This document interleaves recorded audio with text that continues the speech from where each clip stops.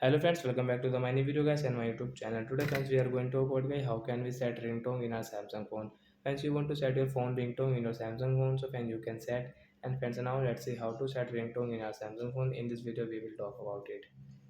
So before starting video friends, first of all go and subscribe the channel, click the bell icon, like my video. So first of all guys, we will on our phone setting to set ringtone. After on phone setting guys, you can see this type of setting in your Samsung mobile.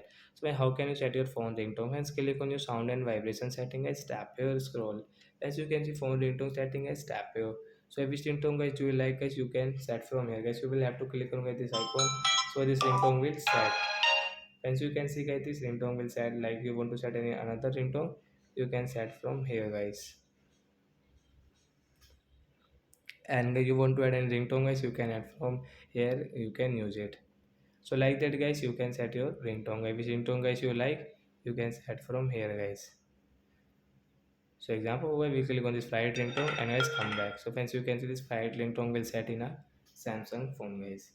So like that guys, you can set your ringtone in your Samsung mobile. So that's it guys, thanks for watching the video, bye friends.